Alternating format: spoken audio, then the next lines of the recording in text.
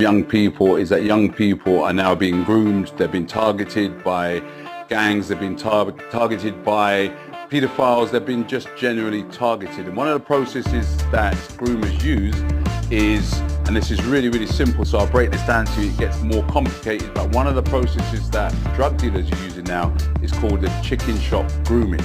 And what that means is that they will wait outside schools and find out who goes to the chicken shop.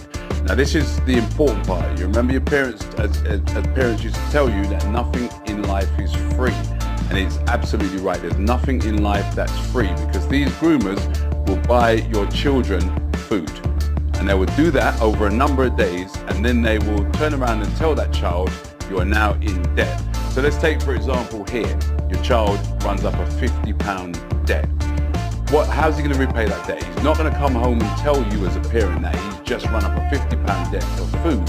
So what he does is he looks at that £50 debt and he says to himself, how am I going to repay that? Now this is where the dealer and the grooming comes in. So now the groomer turns around and says, well, all you have to do is deliver some drugs to that person over there. And so this to the young person seems like a really easy way of getting out of debt. So the young person agrees. But the problem is this, is that dealer is organized for that young person to be robbed whilst delivering those drugs. So now you've got a £50 debt, which has now turned into an almost £500 or £600 debt here. So now your child is £600 in debt. Your child is definitely not going to come home and tell you anything. Now the groomer's job is halfway done. So here's the other thing. So now, how do you get out of a £550 debt as a young person? You go back to the person who you trust, the person that groomed you, and you ask if they have solutions. And obviously they're going to have a solution. So the solution is this: why don't you deliver some more drugs to cover the money you initially were in debt for, the money you lost, and also the money that you can make from these drugs. So now your child is thinking, all I want to do with my life is repay these people, because I don't know how I got into this problem, but I just want to repay the debt. So your child now accepts to do another drug deal, and then your child is robbed again. So now your child's got the debt's gone from £50 to £550, and now your child could be thousands of pounds in debt in a number of weeks. So here's where the bigger problem comes now. So now your child is in thousands of pounds of debt. And we're seeing up and down the country that children are going missing. You know, children are going missing for 2 or 3 weeks. We suspect that they are in cuckoo houses or crack houses selling drugs to pay off debts. So now your child is in thousands of pounds debts.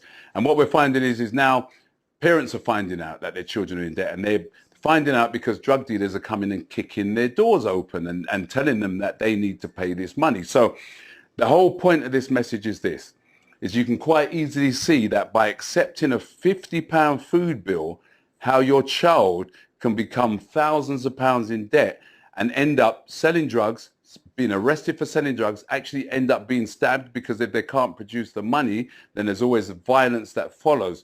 So you as a parent, carer, or a concerned youth worker, teach children this process. Teach them it's as simple as accepting food from a stranger, and that nothing in life is free. And the most important thing about this whole message is this, is that grooming is one of the most natural and easiest processes known to man. We do it in relationships, we do it, but groomers are targeting vulnerable children to get them in debt.